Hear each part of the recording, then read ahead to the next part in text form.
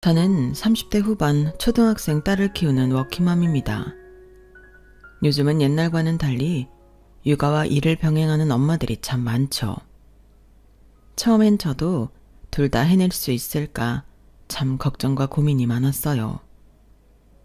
아이를 낳아 단란한 가정을 만들고 싶은 욕구도 컸지만 그만큼 제 직장을 포기하고 싶지 않은 마음도 컸어요. 잠깐 제 개인적인 이야기를 하자면 저는 아주 어릴 때부터 패션 쪽에서 일하는 게 꿈이었거든요. 예쁜 옷은 물론이고 꾸미는 것도 좋아했기 때문에 제가 패션 업계에서 일하게 되는 건 거의 숙명처럼 느껴졌어요. 아무리 좋아하는 일이라도 재능이 없었거나 제 꿈을 지원해줄 부모님이 안 계셨다면 이쪽으로 오는 길이 참 멀고도 험했을 텐데 다행히도 저는 참 운이 좋은 케이스였어요. 부모님께서 외동딸인 저를 위해 지원을 아낌없이 해주셔서 원하던 미대에 차석으로 붙었고 좋은 성적으로 졸업할 수 있었죠. 엄만, 네가 이렇게 하고 싶어하는 일이 있고 또 그걸 잘해서 참 보기가 좋다. 누군가에겐 간절해도 재능이 없어서 못하는 일을 넌 잘해내고 있잖니. 나중에 결혼하고 아이를 갖게 되더라도 지금처럼 네가 좋아하는 일을 포기하지 말고 끝까지 했으면 좋겠어. 그런 마음으로 엄마 아빠가 너 공부시키고 지원해 준 거니까. 사실 저희 엄마께서도 미술 쪽에 꿈이 있으셨거든요. 하지만 집안 사정 때문에 미대 진학을 포기하고 따로 디자인 공부를 해서 나중에 취직을 하셨는데 그마저도 결혼을 하고 저를 키우면서 포기를 하게 됐다고 하셨어요. 엄마는 저를 잘 키워보겠다는 마음으로 그만둔 거라지만 아직까지도 그때 더 일을 했더라면 지금과는 완전히 다른 삶을 살고 있었을 것 같다며 끝까지 해볼 걸 후회를 많이 하셨다고 해요. 그래서 저에게는 제가 공부한 게 아까워서라도 포기하고 싶은 마음이 안 들게끔 열심히 지원을 해준 거라고 하셨어요.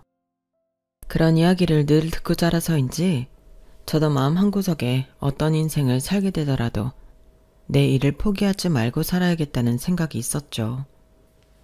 시대가 바뀌면서 워킹맘이 늘어나는 추세라 부모님 세대에 비하면 아이가 있는 엄마들도 일을 많이 했고 아직은 일하면서 아이를 편하게 키우는 환경이 되려면 멀긴 했지만 옛날에 비하면 복지도 조금은 개선이 된 편이어서 더더욱 일을 포기할 마음은 없었어요.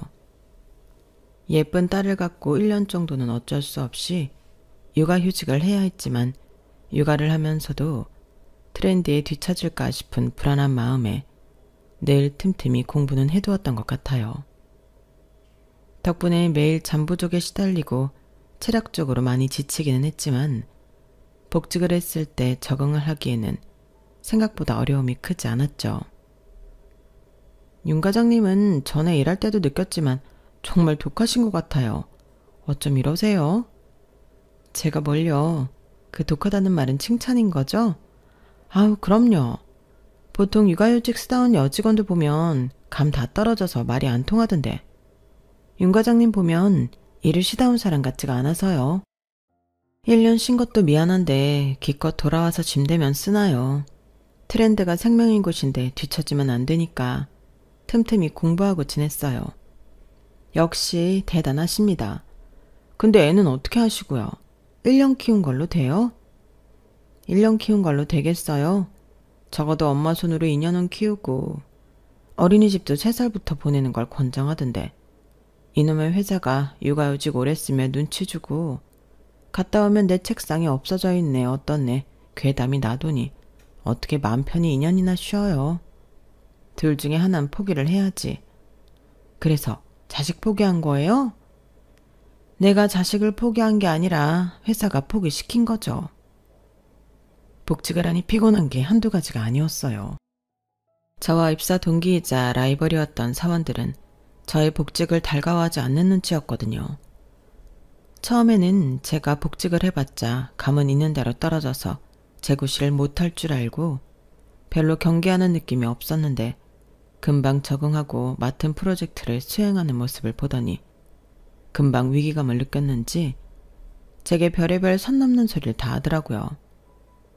저한테 자식도 포기하고 일을 선택한 독한 엄마라느니, 어릴 때 애를 직접 안 보면 애정결핍이 생긴다느니 뒤에서 그딴 소리나 하고 다니는 게 제 귀에 들려오는데 정말 환멸이 나더라고요. 복직하고 일을 못하면 못하는 대로 제 욕을 하고 다녔을 거면서 잘하니 잘한다고 독한 엄마라 욕하고 다닌다는 게 열받아서 더 일에 매진했어요. 어차피 욕먹을 거 능력을 더 인정받아서 콧대를 납작하게 눌러주고 싶다는 생각이 들었거든요. 그렇게 복직하고 제가 일에 매달리는 동안 아이는 저희 친정 엄마께서 봐주셨어요.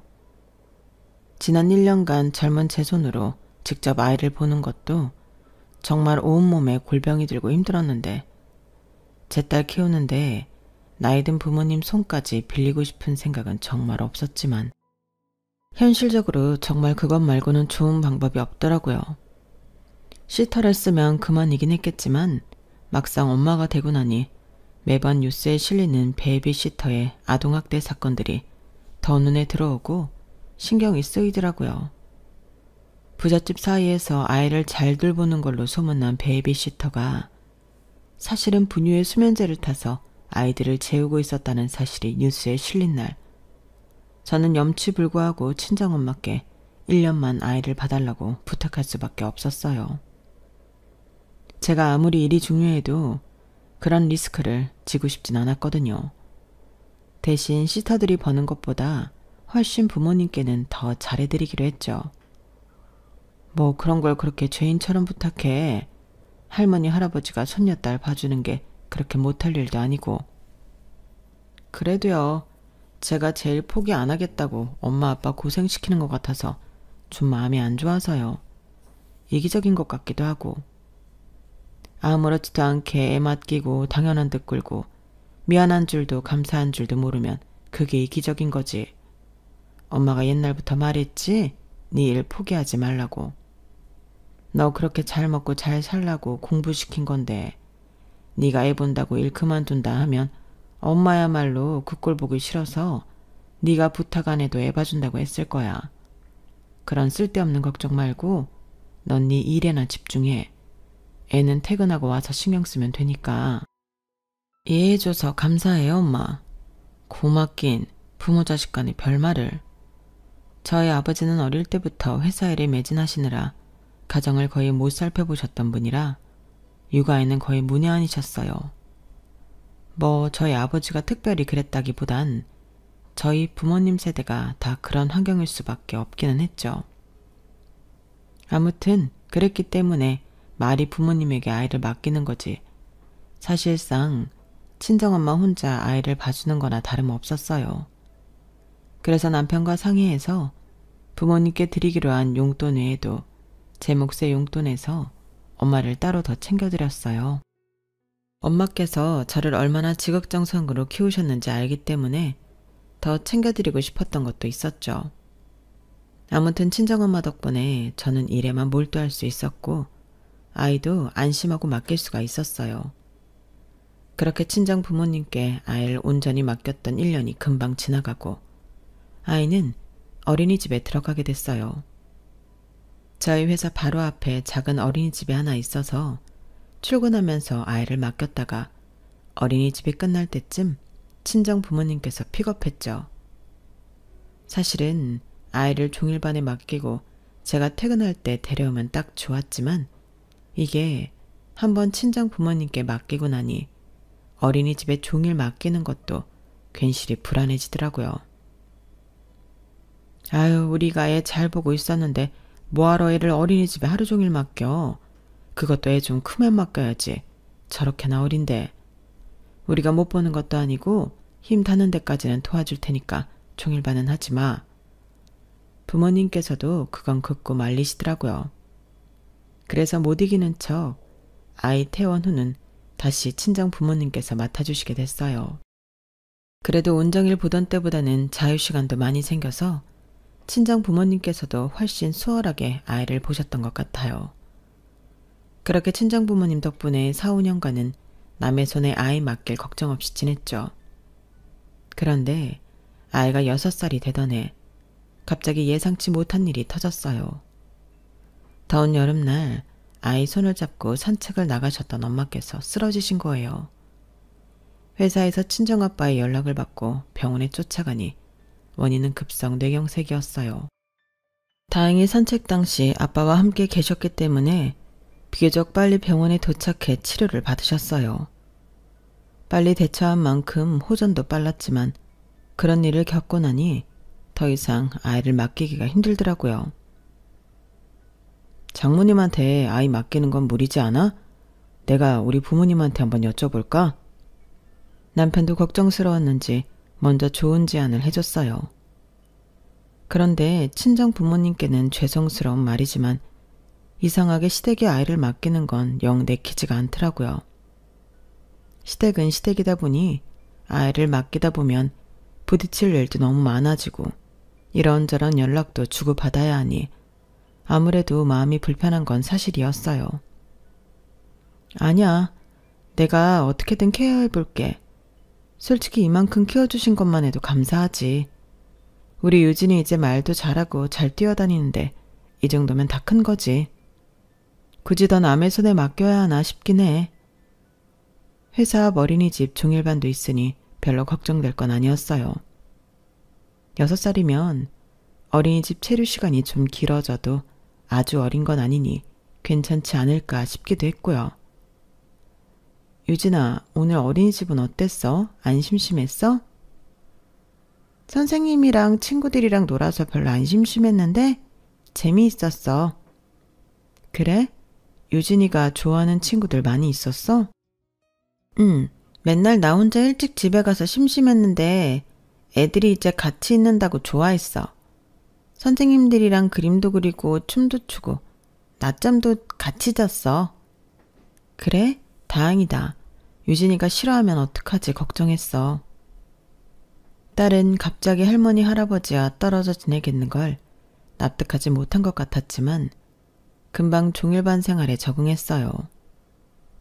회사 앞에 있는 어린이집이라 그런지 종일반의 인원이 생각보다 많은 것 같더라고요. 딸이 자주 이야기하던 절친한 친구들도 다 종일반에 있어서 재미있게 지내는 것 같아 안심이었죠. 하지만 그것도 얼마 안 가 약간의 문제가 생겼어요. 몇 년 전부터 저희 회사 사옥을 옮긴다는 이야기가 있었는데 정말로 실행에 옮기게 된 거예요. 회사가 이사를 가는 곳은 다행히 저희 남편 회사랑 가까워져서 그 동네로 이사를 가면 둘 다 편해지긴 했지만 문제는 그쪽 근처 동네가 회사만 잔뜩 모여있는 동네라 아이를 키우기에 적합한 환경은 아니었다는 점이었어요. 곧 초등학교를 입학할 나이라 초등학교도 알아봤는데 거리가 좀 있었고 회사 근처에도 어린이집이나 유치원이 많지 않은 상태였어요. 그나마도 몇 없는 유치원 어린이집을 다 알아봐도 아이를 태우러 오는 픽업 시간에 맞춰서 태워 보내고 나면 회사 출근 시간에 맞춰 출근하기가 어렵더라고요. 알고 보니 그쪽 동네에는 남자가 외벌이를 하는 집안이 대부분이더라고요. 요즘은 다 맞벌이 부부만 있는 줄 알았는데 동네마다 또 그렇게 분위기가 다르다는 것도 처음 알았어요. 그러게 그냥 우리 엄마한테 맡기자니까. 장모님이 봐주실 땐 이렇게 마음고생 안 했잖아. 우리가 애 케어할 환경이 안 되는데 어떡해. 게다가 여기서 우리 부모님 집까지 20분밖에 안 걸리는데 안 맡길 이유가 있어? 그 동네에 애들이 더 많은 분이기도 하고. 사실 그 제안에 반대할 이유는 많지 않았어요. 저희가 이사한 동네에서 시댁이 무척 가까웠던 데다 시부모님이 사는 동네는 신혼부부가 많은 지역이라 애도 많고 아이들을 위한 시설도 아주 잘 되어 있는 곳이었거든요. 낯선 지역에 적응할 아이를 생각해서라도 시부모님한테 맡기는 게 더 낫다는 생각이 들긴 했지만 제가 끝까지 고집을 피운 이유는 따로 있었어요. 근데 정말 어머님한테 맡겨도 괜찮은 거야? 당신 어릴 때 어머님 때문에 스트레스 많이 받았다며. 감정기복도 심하고 이야기도 잘 안 들어주고 다 너무 멋대로 하시면서 당신 일에는 일일이 간섭하고 통제해서 힘들었다고 했잖아. 당신은 그렇게 힘들었다면서 우리 딸을 맡겨도 된다는 거야? 그렇긴 한데, 에이, 설마 소녀한테까지 그러시겠어. 나는 장남이라 엄마가 키우려고 했다고 들었는데 동생한텐 안 그러긴 했거든. 동생 보면 알잖아. 걔가 어디 그렇게 집착당하면서 산 애야? 자유로우면 자유로웠지. 저는 적어도 제 자식을 집착받고 통제받는 환경에서 키우고 싶진 않았거든요. 어머님께서 저한테까지 그러진 않으셨지만 은연중에 강박적인 모습들이 보이긴 해서 제 딸이 그런 성향을 가진 분 밑에서 자기도 모르는 사이에 억눌려서 큰다고 생각하니 그것만큼은 막고 싶었어요. 게다가 지금이야 명절이나 가족 행사가 있을 때 필요할 때만 찾아뵙고 평소엔 바빠서 연락도 잘 못하는 사이니 괜찮지만 아이로 인해 엮이게 되면 그 성격이 저에게도 영향을 미치게 될 것 같아 괜히 사서 스트레스 받고 싶지가 않았죠. 몸이 고생하는 게 낫지 몸 좀 편하자고 지금 그럭저럭 충분히 괜찮은 관계를 유지하고 있는 시부모님과 틀어질 원인 제공하고 싶지 않았어요. 그래서 처음 반년간은 회사에 양해를 구하고 악착같이 제가 직접 아이를 픽업하고 재택근무로 야근까지 병행해가며 일을 했어요. 하지만 장기간의 해외 출장을 앞두게 되면서 현실의 벽 앞에 부딪히게 됐죠. 아, 윤 팀장님 밀라노도 다녀오시고 부럽네요. 일은 쉬엄쉬엄 하다 오세요. 윤 팀장, 이준아 나가 있는데 그동안 애는 누가 봐주나? 정 신경 쓰이면 내가 대신 가줄까? 회사에서는 저를 부러워하거나 제가 아이 때문에 발목이 잡히면 대신 가려고 기회를 노리려는 사람뿐이었어요. 사실 회사에서 해외 출장을 그렇게 길게 보내주는 건 흔치 않은 일이라 저도 이 기회를 정말 놓치고 싶지 않았고 호시탐탐 제 기회를 가로채려는 사람들을 보면 그 마음이 더 확고해졌죠. 이주나 되는데 그 짧은 기간 시터를 쓰는 건 더 마음이 불안해서 결국은 시댁에 도움을 요청하는 수밖에 없었어요. 그러게 왜 이렇게 고집을 부려 여보. 상황상 어쩔 수 없잖아. 내가 엄마한테 말해볼게.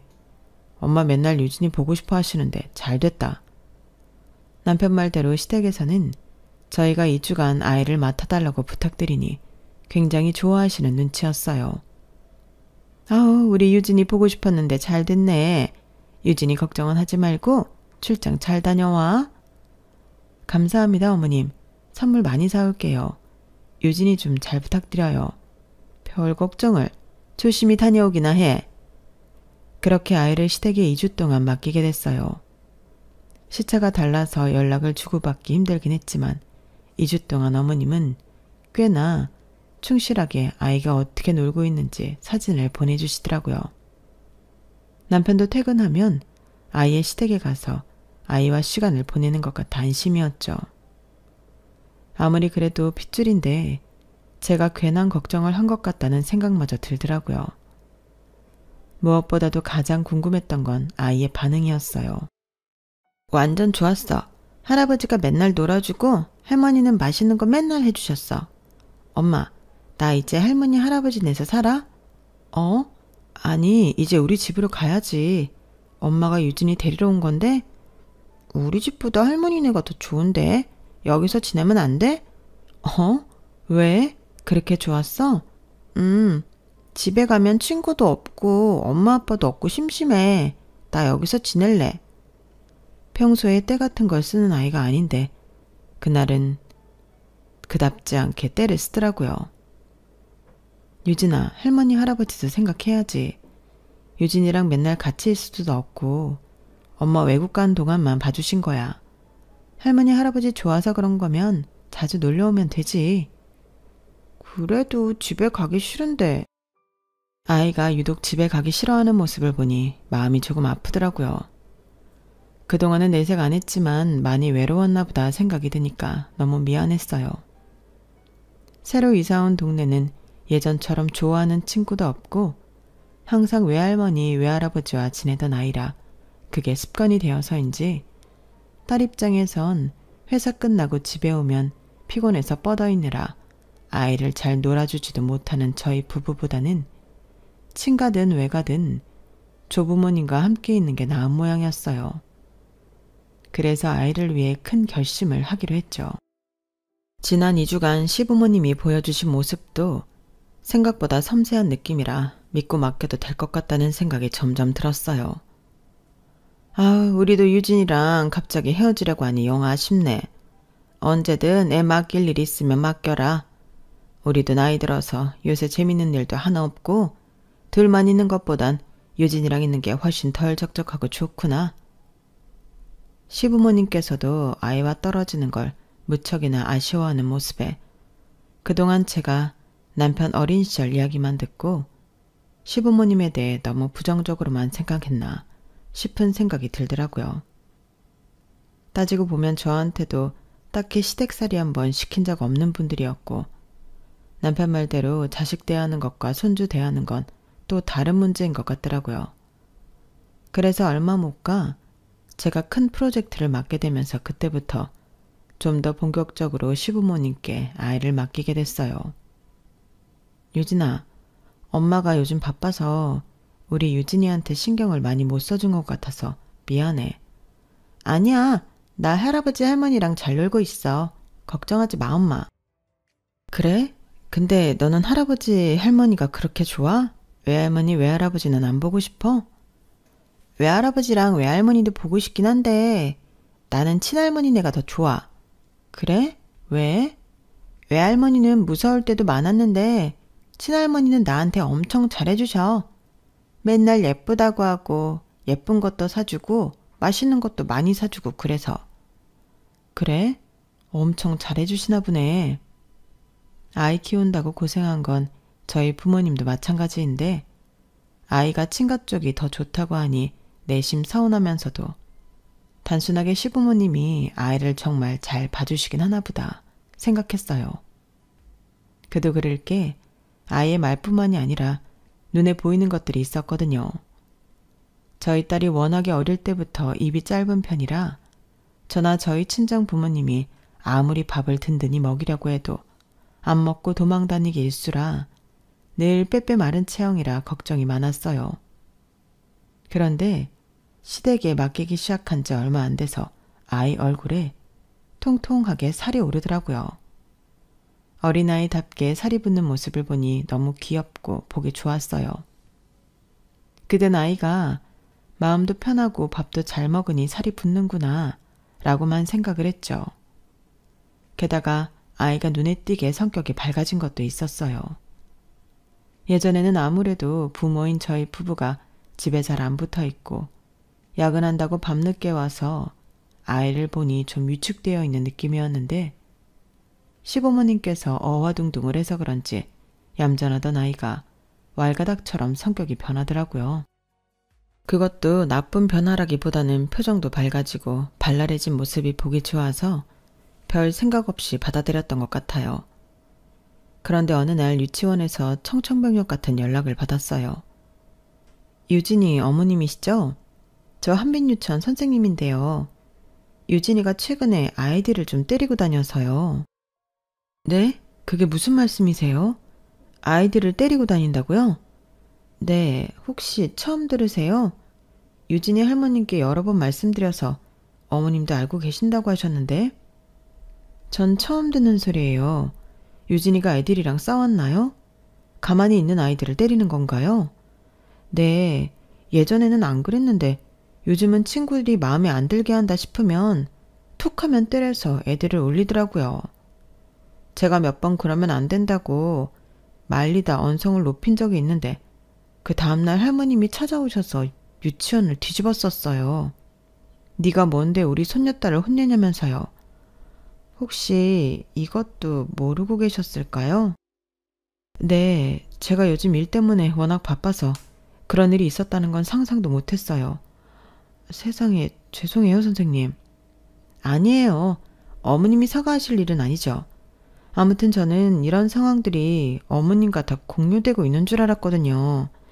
그런데 오늘도 같은 반에 있는 남자의 볼을 잡아뜯길래 도대체 왜 그러냐고 붙잡고 물어봤더니 할머니가 친구들이랑 싸울 것 같으면 맞지 말고 무조건 먼저 때리라고 가르쳐줬다고 하네요. 할머님께서 어머님 바쁘시니까 연락하지 말고 무슨 일 있으면 직접 이해하라고 하셨는데 지난번에 찾아오셔서 뭐라 하신 것도 있고 해서 직접 말씀드리기가 좀 난처해서요. 그래서 늦은 시간에 어머님께 연락드린 거예요.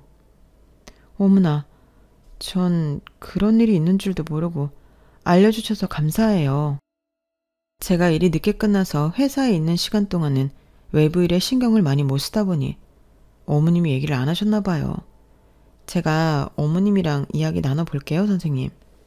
네, 원래 아이들하고 무난하게 잘 지냈는데 요즘 조금만 다툼이 생긴다 싶으면 유진이가 그렇게 행동을 해서 같은 반 아이 엄마들이 유진이를 너무 안 좋게 생각하고 계세요. 내년이면 유진이도 졸업하고 지금 같이 큰애들이랑 다 같이 초등학교에 입학하게 될 텐데 이대로면 소문도 너무 나빠지고 유진이한테 좋을 게 없을 것 같아서요. 선생님 말씀이 맞아요. 걱정이 되네요. 아, 그리고 어머님, 이건 제가 혹시나 해서 드리는 말씀인데요. 네? 또 뭐가 더 있나요? 가끔 유치원에서 소풍이 있거나 도시락 먹는 날이 있거든요. 보통 할머님께서 도시락을 챙겨주시는데 이상하게 유진이 도시락에는 밥이 없고 빵이랑 케이크처럼 달달한 군것질거리만 있더라고요. 한번 전화로 말씀드렸는데 실수로 디저트만 챙겨놓은 가방만 애한테 들려보냈다고 하셔서 그러려니 했는데 그 뒤로도 몇 번이나 그렇게만 도시락을 싸주셨어요. 유치원에서 유진이가 많이 먹는 편이 아니거든요. 그런데 이상하게 살은 오르는 것 같아서 조금 걱정했는데 식습관이 좀 잘못된 것 같기도 해요. 한번 확인해 보시면 좋을 것 같아요. 선생님과 전화를 끊은 후 약간 정신이 멍해지더라고요. 최근 아이 성격이 많이 바뀌었다고 느끼긴 했는데 이렇게 아나무인이 된 줄은 몰랐어요. 예전보다 다소 표현이 과격해지긴 했어도 흔히 애들 잘하면서 하는 정도라고만 생각하고 넘겼죠. 게다가 선생님께서 말씀하신 식단에 대한 의욕도 제가 늘 조금은 이상하다고 느꼈던 부분이 있었어요. 주말에 제가 밥을 주면 아이가 마치 시위하듯 엄마가 주는 밥은 맛이 없어. 할머니가 주는 밥이 맛있는데? 라고 하면서 안 먹으려고 도망다녔거든요. 시어머님께서 음식 솜씨가 특출나게 좋다고 느껴본 적도 없어서 그냥 애 입맛에 맞게 요리를 잘 해주시나 보다 생각했는데 설마 아이가 좋아하는 군것질거리 위주로 먹이시나 섬찟한 생각이 들었어요. 한참 영양 좋은 음식만 먹어도 모자랄 나이에 제가 안 보는 사이에 빵 같은 걸로만 배를 채우고 있다고 생각하면 화가 머리 끝까지 날 것 같았어요. 어차피 퇴근하던 길이라 아이를 데리러 가야 했기에 시댁에 들린 김에 어머님께 각 잡고 말씀을 드렸죠. 어머님, 저 유진이 반 선생님이랑 통화했어요. 그러냐? 바쁜 애가 뭐하러 유치원에까지 받아? 나랑 다 이야기하고 있는데. 어머님은 아니나 다를까 찔리는 게 있어서인지 딴청을 피우시더라고요. 그래서 단호하게 말을 꺼냈죠. 근데 좀 이상한 소리 들어서요. 유진이가 툭하면 반 애들을 때리고 다닌다는데 어머님은 알고 계셨다면서요? 왜 말씀 안 하셨어요? 얘들이 다 클 때 친구들하고 싸우면서 크는 거지. 그게 뭐 대단한 일이라고 일일이 보고를 해. 그래도 유진이가 때렸으면 때렸지. 맞고 오는 일 같은 건 없었어. 그럼 됐지 뭘. 네, 그것도 들었는데요. 어머님이 유진이한테 친구랑 싸울 것 같으면 차라리 먼저 때리라고 했다면서요. 그럼 맞고 오라 하리? 대체 나한테 하고 싶은 말이 뭐야? 제가 아이 맡기는 주제에 어머님한테 애 가정교육까지 시켜달라는 부탁은 차마 못하겠고 굳이 따로 할 필요도 없다고 생각을 해서 안 했었는데요. 아이가 잘못한 걸 바로 잡아주진 못할 망정 그렇게 말도 안 되는 말씀을 하시면 한창 자라는 나이에 아이가 혼란스러워하지 않겠어요? 정말 불가피하게 싸움이 붙는 경우는 모르겠는데 아이가 싸움이 날 것 같다는 생각이 들면 손이 먼저 나가는 건 누가 봐도 문제가 있는 거잖아요. 화가 나도 어느 정도는 참는 법을 가르쳐야 되는 거 아닌가요? 그런 건 부모가 할 역할이지. 나는 내 아들들 그렇게 안 키웠다. 지금이야 어려서 내 말을 곧이곧대로 듣는 거지. 어차피 크면서 잘못된 걸 스스로 알면 고치게 되어 있어. 너도 참 별 걱정을 다 하는구나. 어머님 아버님이 애 봐주시는 것만 해도 정말 감사해서요. 이런 부탁까지 드리고 싶지 않았는데 그래도 어느 정도 상식선에서 아이를 키워주셨으면 좋겠어요. 힘들게 아이가 뭘 잘못할 때마다 훈육해달라는 건 바라지도 않고요. 그냥 그건 잘못된 거라고 집어주시는 것만이라도 부탁드려요. 저는 유진이를 그렇게 마음에 안 들면 손부터 나가는 아이로 키우고 싶진 않아서요. 어머님. 그렇게 네 입맛대로 키우고 싶은 생각이 있었으면 엄마가 돼서 일 포기하고 육아에 매달려야지. 내내 남의 손 빌려서 키우면서 애 정신교육까지 네 입맛대로 해달라는 게 말이 되니? 정 그런 걸 원하면 돈이라도 더 주고 말을 하든가. 내가 차라리 시터로 일했으면 돈이라도 더 받았을 텐데. 손주랍시고 얼마 안 되는 돈 받고 사랑으로 애를 키워놨다니 뭐? 그렇게 키우지 말라고? 내가 너한테 그런 소리나 들어야 하니? 어머님 그런 뜻이 아니잖아요.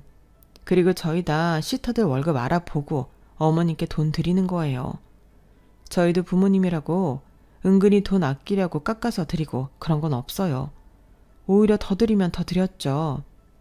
시터들이 겨우 이 돈 받고 일한다고? 하긴 그 사람들은 우리보다 젊기라도 할 테니 이 정도로 힘들진 않겠네. 우린 다 늙어서 어린애 뒷바라지 하려니 온몸이 아프고 쑤신다.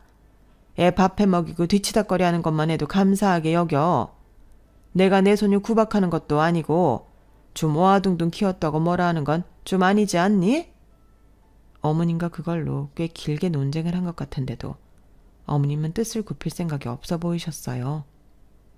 말이 영 안 통하는 느낌이라 결국 제가 물러섰죠. 알겠어요, 어머님. 그럼 그건 그렇고 아이 밥은 제대로 챙겨 먹이고 계신 거죠? 뭐? 너 지금 하다 내가 애를 굶길 거라 생각하는 거냐? 애 통통하게 살오른 거 보면 몰라? 아니요, 굶기는 걸 오해하는 게 아니라요. 아이가 집에서 밥 대신 간식거리만 하고 있는 건 아닌가 생각이 들어서요. 집에서 밥을 주면 잘 안 먹으려 하고 유치원 소풍 때도 빵이랑 케이크 같은 것만 먹는다고 들었거든요. 뭐? 아, 그 선생 진짜? 내가 그렇게 알아듣게 말했는데 사람 참 그렇네. 내가 말이야. 그래도 아무 빵이나 먹이는 게 아니라 애한테는 나름 몸에 좋은 통밀빵으로 사다 먹이고 있으니 걱정 말아라. 어? 빵을 먹인다는 건 맞는 얘긴 건가요? 그래. 왜? 내가 못 먹을 거라도 먹이는 거 같니 이제? 아니요. 아무리 몸에 좋은 통밀빵이라고 해도 애가 밥 먹는 습관이 들어야죠. 안 그래도 입 짧은 애라 저랑 저희 친정엄마가 애 밥 먹이는 습관 들이려고 얼마나 고생을 했는데 요즘 따라 다시 안 먹으려 들어서 이상하게 생각은 했지만 정말 해도 너무하신 거 아니에요? 뭐? 너무한 건 너지? 예, 나도 아들 둘 키워봤지만 그렇게 치독하게 밥 안 먹으려는 애는 유진이가 처음이야. 나도 젊고 정정했을 때만 모를까? 나이 다 들어서 저 기운 좋은 애 반항하는 거 물리쳐가며 밥 먹이는 게 어디 쉬운 일인 줄 알아? 너 가만 보니까 은근히 나한테 너무 많은 걸 바란다? 너 회사가 있는 동안 애 케어해주고 보호해주는 것만 해도 고맙게 생각해야지. 내가 이 돈 받고 며느리한테 겨우 이 정도 대우받으면서 손녀를 봐줄 의무라도 있니? 내가 애 봐주는 게 그리 마음에 안 들면 진짜 저기 어디 시터라도 알아보든가. 제가 어머님을 무조건적으로 비난한 것도 아니고 아이를 봐주시면서 개선해 주셨으면 하는 부분을 말씀드린 건데 그렇게 역정을 내시며 제가 하는 말은 들으려고도 하지 않는 모습 때문에 저도 너무 화가 났어요. 돈이 자꾸 적다고 하시는데 저희는 정말 이 동네 시터들 월급 알아보고 드린 거거든요. 특별히 더 많이 드린 건 아니어도 시터들 평균 월급보다 20만 원 정도는 더 챙겨드렸는데 지금이 기회다 싶은 건지 돈이 부족하다고 자꾸 어필을 하시는 것도 짜증이 났어요. 척 봐도 아이를 잘 신경 써주시는 모습이라도 보였으면 좀 아쉬운 소리를 하셨어도 어떻게든 더 챙겨드리고 싶어서 안달이 났을 텐데 유치원 선생님께 이런 이야기를 듣고도 더 챙겨드리기는 싫더라고요. 하지만 제가 더 안 챙겨드렸다가는 지금도 저런 몸에 안 좋은 것만 먹이는데 더 방치하실까봐 어머니의 요구를 아예 무시하기도 힘들었어요. 어머님, 그럼 제가 용돈이라도 더 얹어드릴 테니까요. 이 돈으로 유진이랑 맛있고 건강한 음식 챙겨 드세요. 유진이가 안 먹으려고 해도 좀 잘 부탁드려요. 뭐 애가 하도 안 먹으려고 해서 내 빼서 그렇지 나도 노력은 하고 있다. 10만 원 정도 현금으로 더 쥐어드리자 그제서야 어머님은 화를 가라앉히고 표정을 푸시더라고요. 속이 보여도 너무 투명하게 보여서 솔직히 좀 그랬지만 내색은 안 했어요. 그 뒤로는 한번 용돈을 따로 드렸더니 그냥 더 챙겨드리게 되더라고요. 돈으로라도 성의 표시를 안 하면 애를 정말 대충 봐줄까 겁이 났던 것 같아요. 시간이 지나 사건은 또 제 머릿속에서 금방 잊혀졌어요. 현실에 치이다 보니 그런 걸 일일이 신경 쓸 여력이 없었던 것 같아요. 그러는 와중에 아이가 초등학교에 입학을 하게 됐어요. 초등학교에 보내니 나름대로 준비할 게 많아서 한동안 또 정신이 없더라고요. 학원도 최소한으로만 끊어주려고 했는데 방과 후 갈 곳 없는 아이들이 학원으로 뺑뺑이를 돌다 보니 학원을 안 보낼 수가 없었어요. 어차피 학교 끝나고 학원 끝나고 집에 오면 몇 시간 있다 저와 남편이 퇴근하는 일정이라 이제 굳이 시어머니께 아이를 맡기지 않아도 되겠다는 판단이 들었어요.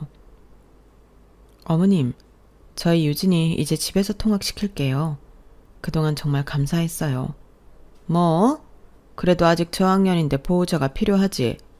애 학원 보내고 잘 돌아왔는지 확인할 사람이 필요할 거 아니냐.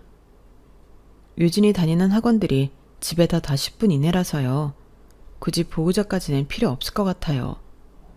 애 밥은? 애 학원 갔다 오면 따뜻한 밥 한 끼 해줄 사람 있어야 할 거 아니야? 어차피 2시간 있으면 저랑 남편 다 집에 들어오는데요 뭐. 조금만 기다리라고 했다가 같이 저녁 먹으면 돼요. 걱정 마세요 어머님. 하우, 우리도 손녀가 집에 있는 게 훨씬 좋은데 유진이가 갑자기 떠나버리면 우린 적적해서 어쩌나.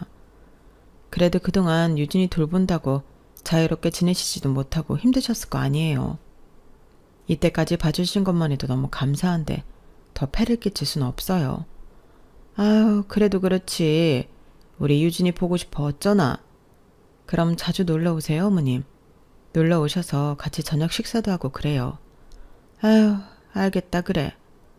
어머님은 아이를 데리고 가겠다는 제 말에 꼭 소중한 보석 상자라도 빼앗긴 사람 마냥 울상을 지으셨어요.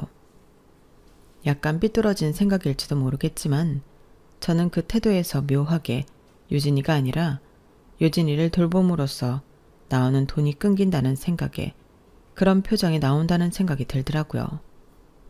그동안 유진이 덕분에 꽤나 많은 생활비와 용돈을 지원받고 계셨으니까요. 하지만 또 저희 입장에선 유진이를 학원에 보내게 되면서 학원비와 돌봄비를 함께 감당하기란 보통 벅찬 일이 아니었어요. 유진이를 데리고 온 후로는 다달이 용돈 정도 챙겨드리는 게 전부였네요. 그것만 해도 저희는 최선을 다했다고 생각을 했어요. 그런데 어머님은 정말로 유진이와 정이 많이 붙으셨는지 저희가 없고 유진이만 집에 있는 시간대에 항상 저희 집에 들어와 유진이와 붙어 있더라고요. 어머님 또 오셨어요? 미리 말씀하시죠. 요리 재료 3인분밖에 안 사왔는데. 아유, 아니다. 내가 어떻게 며느리 집에 와서 밥을 얻어먹고 가니? 난 그저 우리 예쁜 손녀 얼굴이 보고 싶어서 온 게 전부야. 얼굴 봤으니까 됐다. 이만 가마. 아, 어머님. 그래도 이렇게 가시는 게 어딨어요. 마침 저녁 식사 시간인데 식사나 한 술 뜨고 가세요. 맛있는 거 해드릴게요. 아니다. 난 정말 괜찮다니까. 그리고 나 혼자 먹고 들어가면 너희 시아버지 단단히 삐친다. 난 그 양반이랑 같이 먹어야지. 아, 그럼 다음에는 혼자 오지 마시고 아버님이랑 같이 오세요. 오셔서 유진이랑 좀 노시다가 저희 오면 같이 식사해요. 그래, 그르마. 어머님은 정말로 손녀만 보러 오신 건지 제가 집에 도착하니 허둥지둥 짐을 챙겨서 나가셨어요. 그때만 해도 별 생각은 없었어요. 그런데 다음날 딸이 갑자기 이런 말을 하더라고요. 엄마, 나 이번 주 용돈 다 썼나 봐. 돈이 없어. 응? 받은 지 얼마나 됐다고 벌써 다 써. 매주 8만 원씩 대부분의 시간을 혼자 보내는 딸에게 미안한 마음에 용돈을 또래에 비해 넉넉하게 챙겨주고 있었어요. 가끔 딸이 혼자 저녁을 먹어야 할 때도 있어서 준비물 등등 값을 생각하면 그 정도는 줘야 여유 있게 쓰겠더라고요. 딸은 늘 용돈이 남아서 남은 돈은 저금통에 저축을 했는데 그날은 목요일이었는데 벌써 일주일치를 다 썼다고 하더라고요. 모르겠어. 이번 주에 애들이랑 분식집도 몇 번 가긴 했는데 언제 다 썼지? 잃어버린 거 아니야? 그런가? 아, 돈 안 잃어버리게 조심하라니까. 칠칠 맞게. 그거 큰 돈이야. 알아. 근데 어디서 잃어버린 거지? 엄마야 모르지. 엄마가 새로 용돈 줄 테니까 다음부터는 조심해. 알겠지? 응, 알겠어. 그날은 딸에게 용돈을 새로 줬어요. 딸이 또 어디 뛰어다니다가 흘렸겠거니 싶었죠. 그런데 이상한 일은 또 반복됐어요. 엄마, 나 또 돈 잃어버린 것 같아. 뭐? 그게 말이 돼? 근데 지갑에 분명히 아까 2만 원 들어있는 거 봤는데? 어디 갔지? 잘 찾아봐. 근처에 없어? 분명히 봤는데? 그날도 어머니가 아무 사전 예고도 없이 왔다 가신 날이었어요.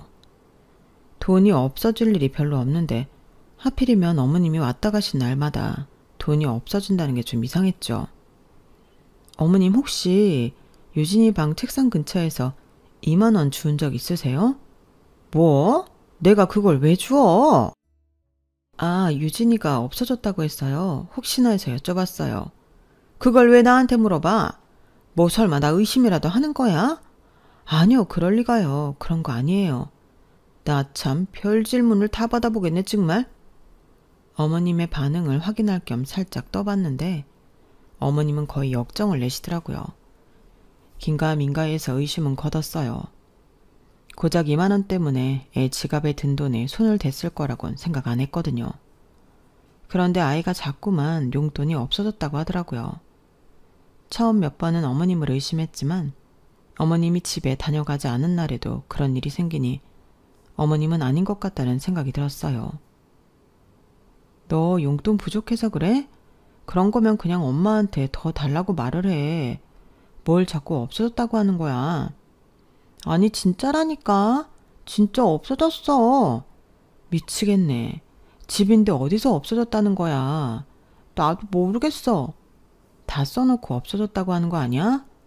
너 앞으로 용돈 기입장 써서 엄마 보여줘. 딸에게 용돈 기입장도 쓰게 하고 목걸이형 지갑도 사줬지만 소용이 없었어요. 딸은 항상 용돈의 거의 절반 정도 되는 금액이 매번 사라졌다고 했고 저는 딸에게 추가로 용돈을 주는 것 말고는 조치를 취할 수 있는 게 없었어요. 그러다 저희가 친구네 강아지를 한 달 정도 맡아주게 되었어요. 저희 집에 자주 놀러오던 친구라 딸도 그 강아지를 엄청 좋아한 터라 잘됐다 싶었죠. 친구는 자신의 집에서 쓰던 펫캠과 애착 장난감, 시트와 서류 등을 갖다 줬어요. 저희가 맡아준다고 해도 맞벌이다 보니 집에 있는 시간이 길지 않아서 펫캠을 설치할 수밖에 없었어요. 회사에서 점심시간이나 한 번씩 확인하고 그 외에는 딸한테 전화해서 확인하는 정도여서 그다지 들여다볼 일은 없었어요. 그런데 하루는 퇴근하는 길에 문득 펫캠 생각이 난 거예요. 강아지는 잘 있나 싶어서 들여다봤는데 충격적인 장면을 봤어요. 아무도 없는 집에 어머님이 들어오신 거예요. 강아지는 자고 있었고 어머님은 강아지를 보고는 깜짝 놀라시더니 갑자기 제 딸 방으로 들어갔어요. 그날은 딸이 학원 보충이 있는 날이라 딸도 집에 없었거든요. 방에 들어가서 한참을 안 나오시길래 뭘 하시나 싶었는데 갑자기 딸이 저금해 놓은 저금통을 가지고 나오시더라고요. 그런데 그 사이에 강아지가 깨서 어머님을 향해 짖었어요. 어머님이 개를 무서워하시거든요. 그래서 놀라셨는지 깜짝 놀라서 저금통을 떨어뜨리고 방으로 들어가 문을 닫아버리시더라고요. 제가 대체 뭘 본 건지 어이가 없어서 펫캠을 확인해가며 집으로 빨리 달려갔어요. 어머님은 그 사이 몇 번이고 방에서 탈출을 시도했지만 실패하신 것 같았어요. 다행히 어머님이 집으로 돌아가시기 전에 제가 도착했죠. 어머님, 지금 저희 집에서 뭐 하시는 거예요? 며느라, 이 개는 뭐냐 대체? 언제부터 개를 키우기로 한 거야? 제가 먼저 여쭤봤잖아요. 왜 여기 계시냐고요, 어머님? 왜긴 유진이 보러 왔지. 유진이는 집에 있지도 않은데요? 내가 뭐 유진이 없는 줄 알고 왔겠니? 왔다가 저 개 때문에 못 나가고 있잖아. 얼른 저 개 치워. 그럼 애 저금통엔 손을 왜 대신 건데요? 뭐? 저금통에 손을 대긴 뭘 대? 어머님이 손 대신 거 아니면 왜 저금통이 여기 떨어져 있어요? 유진이가 급하게 돈 찾으려다 떨어뜨렸나 보지? 얘가 저번부터 생사람 잡네? 생사람은요, 어머님. 이번엔 증거가 다 남았는데요. 저는 녹화된 장면을 보여드렸어요. 어머님 얼굴이 사색이 되시더라고요. 잠깐의 싸늘한 정적 끝에 결국 끝까지 뻔뻔해지기로 하신 건지 어머님께서 고함을 치시더라고요. 그러게. 진작에 용돈 좀 넉넉히 줬으면 내가 이래? 늙은 시부모 상대로 아주 그냥 째째하게. 어머님, 저희가 언제 그렇게 용돈을 짜게 드렸다고 그런 말씀을 하세요. 그리고 그렇다고 손녀 지갑에 있는 돈 슬쩍 하고 이제는 저금통 돈까지 훔치려고 하세요?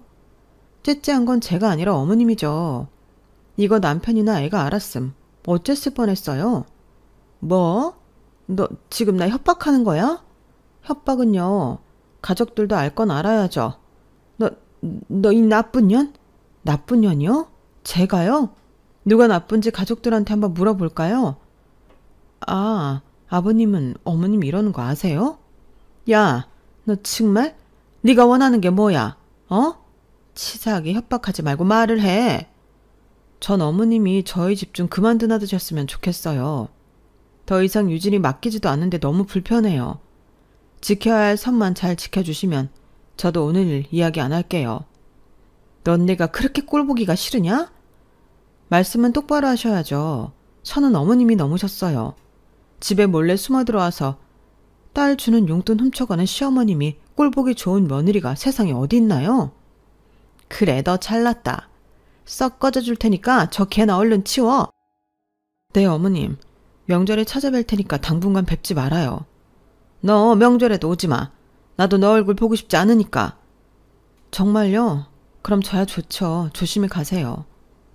강아지 때문인지 수치심 때문인지 잔뜩 겁에 질린 얼굴로 도망치듯 터둥지둥 나가는 모습이 정말 좀도둑이 따로 없더라고요. 그동안 틈틈이 챙겨드린 돈은 어쩌고 소녀돈을 훔치고 앉아있는지 정말 이걸 당장이라도 남편에게 이야기하고 싶었지만 충격받을 남편을 생각해서 아직은 넣어두려고 해요. 제가 살면서 겪은 일 중 황당한 일 1이라 사연을 안 쓰고 넘어갈 수가 없었네요. 가족이나 지인에게 이야기하자니 저희 가족 얼굴에 침 뱉기 같기도 하고 일이 너무 커질 것 같아 말을 아끼고 있는데 저도 대나무 숲은 필요하더라고요.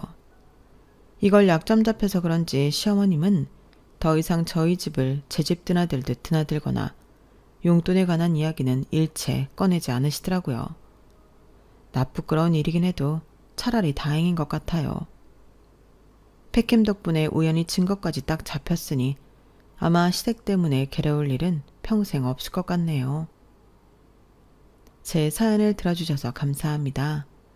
여러분들은 가족과 더 매일매일 행복하시길 바랄게요. 여러분, 사연 댓글에 응원과 현명한 조언 부탁드려요.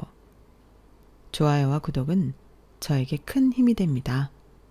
오늘도 좋은 일 가득하세요.